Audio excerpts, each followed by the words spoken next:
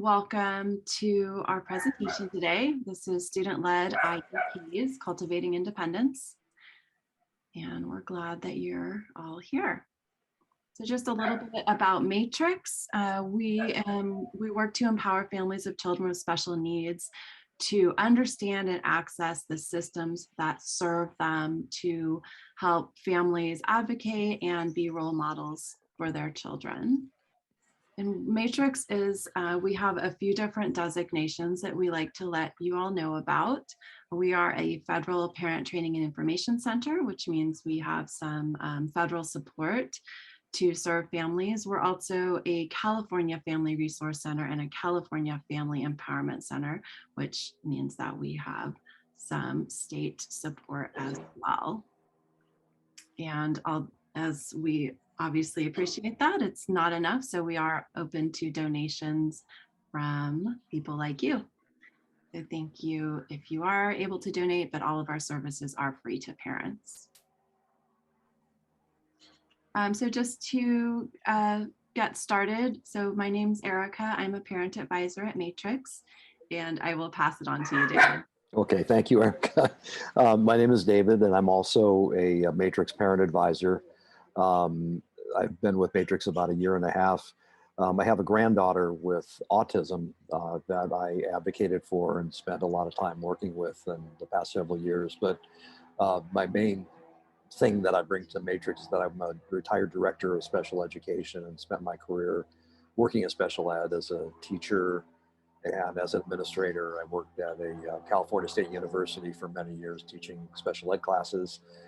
And I'm just happy to be here at Matrix. Okay, so what are you going to leave here knowing today, hopefully? And one of the things we're going to define and talk about at some length is what self-determination means. And the other things are, what are student-led IEPs and how do they work and how do you get your child involved with it? Okay, so let's go to the next one. So why is the student-led IEP process important? So it's all about self-determination. To become a successful adult is critical that our children with disabilities learn to think and advocate for themselves. The idea of a student-led IEP is much more than just participating in the process. It's about the whole range of activities that a young person is involved with in becoming a successful adult. All of those things about learning independence, learning how to navigate the community, all of those things comes out really of a student leading their IEP. But leading their IEP is just one of the activities. And so it's something that can form the basis of a child's ability to be able to learn the skills they need to learn to transition successfully. And but it's like I said, a very, very important part of that. Self-determination has been defined as the ability to make choices, solve problems, set goals, evaluate options, take initiative to reach one's goals, and accept the consequences of one's actions. And that was one researcher that came up with that definition. It's pretty clear that what this means is a student taking personal responsibility for themselves by taking responsibility for their IEP. Okay.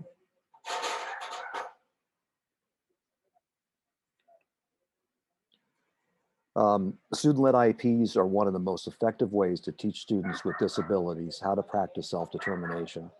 So this is really just a restatement of what we talked about, that student-led IEPs fall under the umbrella of self-determination. And self-determination is often minimized for students with disabilities. If you think about it, our students with disabilities, you have less control over your lives basically than other kids. You're building, you're getting pulled out of class all the time. There's testing going on. There may be issues in accessing the general curriculum with, learning disabilities or behavioral issues. And it's just the fact that kids with disabilities have to go places and do things that typical students don't have to go and have to do. So think about having to go to a special ed classroom, to having adults working with you more closely than other kids. And it starts to come into focus that our children with disabilities actually have objectively less control over their lives than than typical students do. So getting control of the process of the IEP for the student is a way to claim then that control over at least that part of their life, knowing what they're working on. Nothing about us without us. So people with disabilities often use these words to call for inclusion in decisions that shape their lives and environment. People with disabilities are a recognized minority in our country and have had to fight for their rights that have been denied them for so long. People with disabilities simply have not had the same opportunities in our society that others do, with the prejudice that exists both toward physical and mental and learning disabilities, that it is a fight, and it continues to be one. Students with disabilities can benefit from recognizing their membership in the unique group of individuals with rights and needs that can be addressed collectively. Okay. Student-led IEPs are one of the most effective ways to teach students with disabilities how to practice self-determination. So let's look at the research. So people with disabilities have emphasized that having control over their lives instead of having someone else make decisions for and about them is important to their self-esteem and self-worth. As we talked about earlier, there's been a lot of research into the concept of student-led IEPs. And so this slide and the next are findings from just a couple of these studies, and there's been a lot, frankly, over the years since this idea was first introduced maybe 25 years ago. I wasn't able to find a study where having students participate in and genuinely participate in their IEP meetings and in the implementation of their IEPs has led to negative consequences. I just couldn't find a study where this wasn't at least a neutral activity, and most often a very, very positive one. Overwhelming evidence indicates that the more involved a student is, the better off the student's outcome is. One thing we have to watch out for is that the disingenuous participation of students. The one thing that doesn't work, and I've seen it in my career, and I attended about 2,000 IEPs over the course of my special ed career, is when the student comes in as a prop or comes in as an object and not a real participant in the process.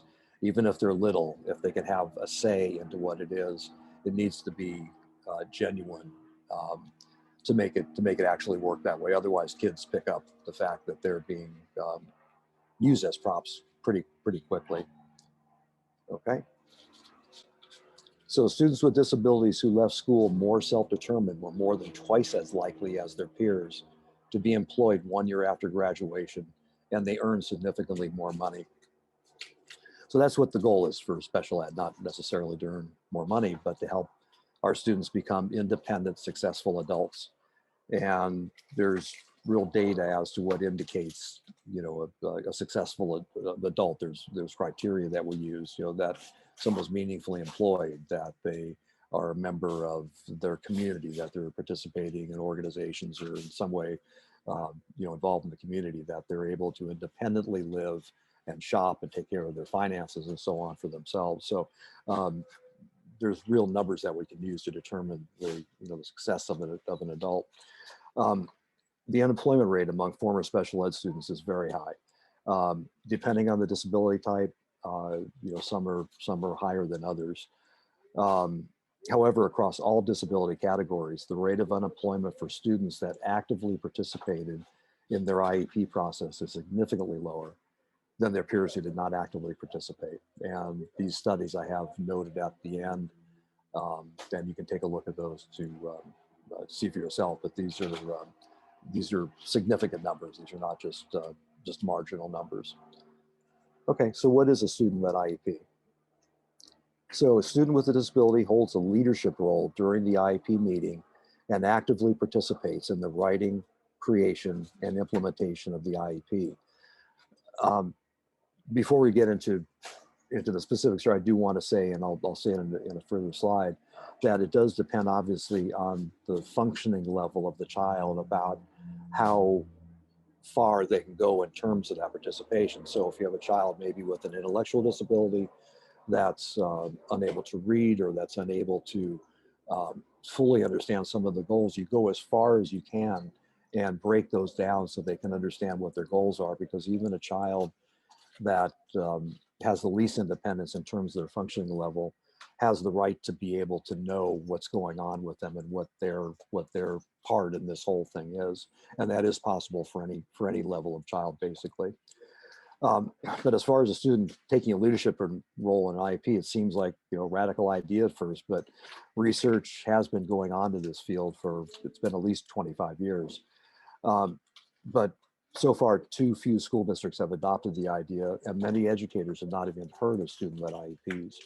And I have to admit that when I worked for many years in a district that was located in a very wealthy area of Los Angeles, and these are IEPs where parents either came with an attorney and an advocate or both, but it was shocking to me how few times the child actually became a real participant in the IEP.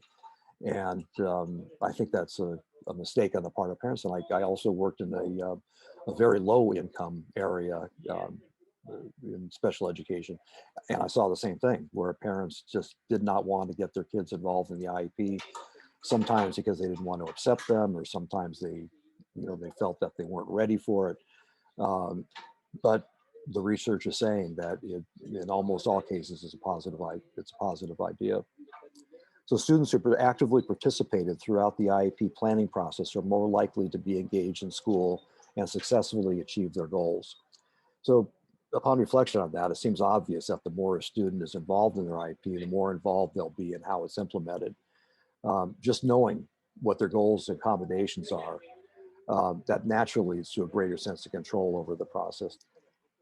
So the next couple of slides, these just detail a case study that was done at an actual high school, and it was done by an organization that promotes student-led IEP. So there was training involved for staff before. If they just didn't come on campus and start having student-led IEP. So it was a lead up, a progression to where they got.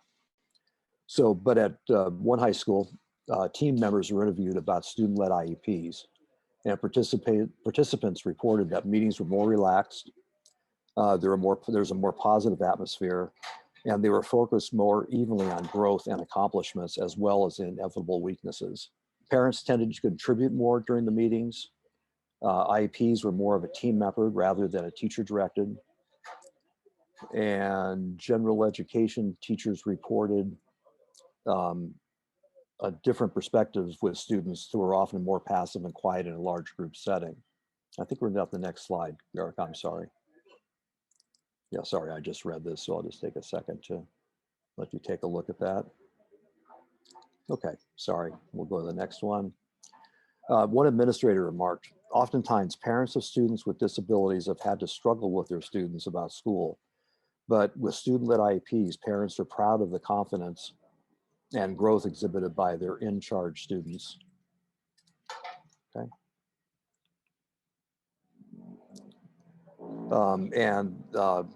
One teacher said about the process, in my opinion, the student demonstrated a level of confidence and ability during the student-led conference that he had not achieved in class. I attribute this to the social concerns that were not at work during the conference. As a result, I changed my opinion about his placement in my class. Before the conference, I doubted he was making progress.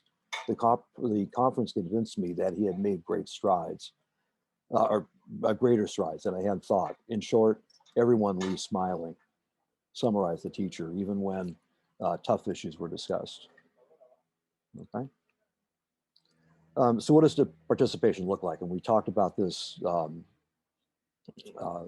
few minutes ago about it not looking the same for every student depending on what their functioning level is.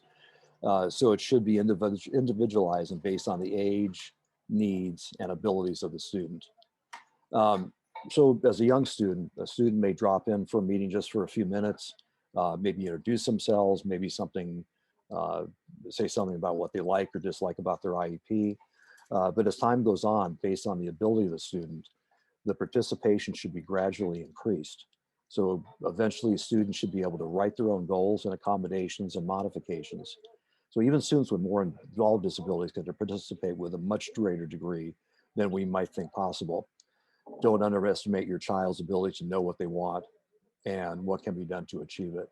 They're at school all day, every day. They know what's going on.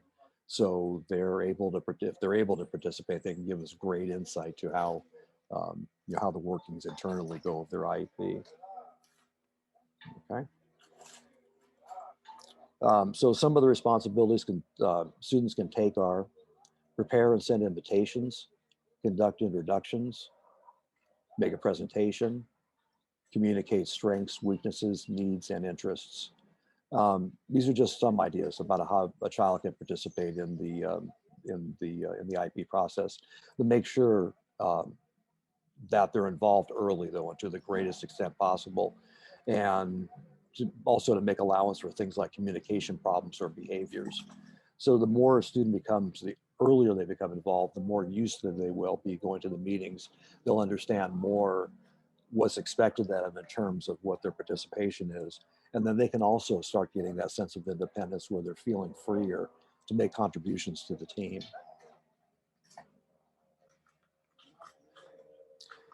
All right, so next several slides came from a study done of teachers that the school was introducing student-led IEPs, excuse me.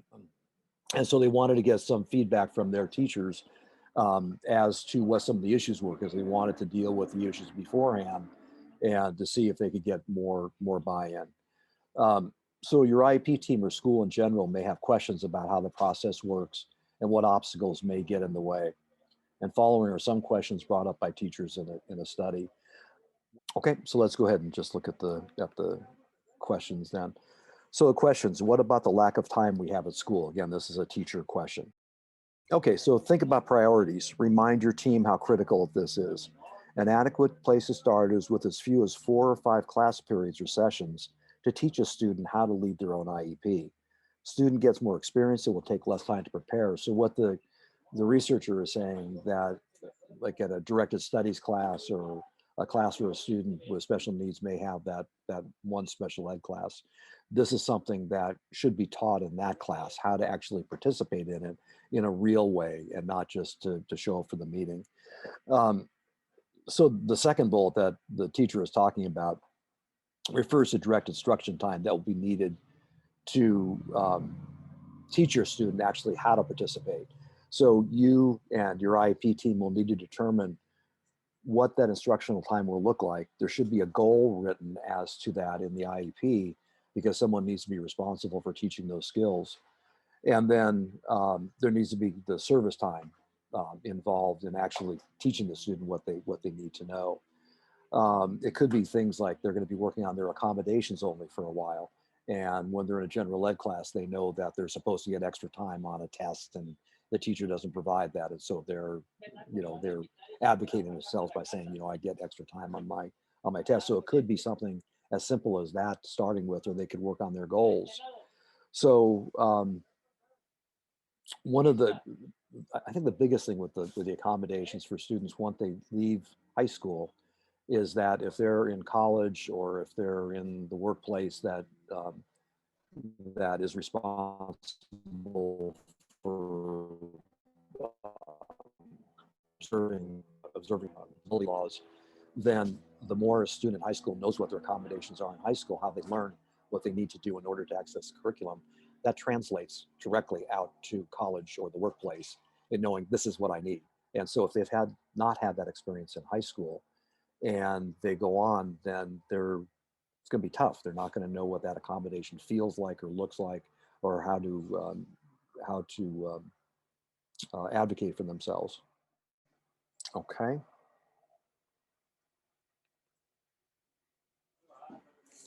So what about the time it takes away from academics? Instruction to teach the students how to lead their IEPs. Okay, so many of the skills needed for students-led IEPs are related to standards in all general education curriculum. Self-determination skills are highly correlated with successful life outcomes, and we should make time to teach and to support them. Okay. So as our brief look at the research has indicated, the positive outcomes of students' active participation in IEPs is one of the most important activities we can provide. So the results argue for taking adequate time to prepare for fully to participate in and implement the IEP. It's time well spent since the child is the person we are trying to make an independent adult. It just makes sense that they're involved in this process. Okay. So many of my students lack motivation towards learning. How do we get them to participate? So using this reason as self-fulfilling prophecy, students are ultimately more involved in transition-related activities when they are provided with overt ongoing opportunities to plan, express, and actively pursue their own goals, as well as to evaluate their progress and adjust their activities accordingly. So it's the old story of success begets success. Encourage your school or IP team to look at the research. Educational practices are supposed to be research-based, and this is an obvious place for your team to start. Okay, what about student disability levels? So you'll have to make creative adaptations. Students can communicate in some way, either in writing, with pictures, with assistive technology, or with signs and gestures. So they can lead the IEP meeting in these same ways. Our students, we find, have generally much greater capabilities than we have a tendency to give them credit for.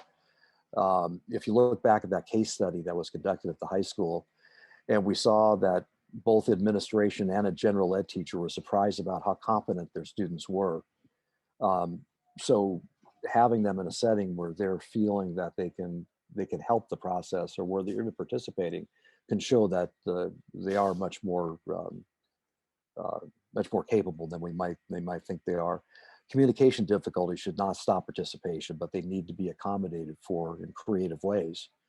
So things like assistive technology devices and communication boards, any of those for students um, that don't have as high as skills, is a way for them to be able to participate. Okay, and the last one is, we're concerned about the IEP meeting itself. How will this go?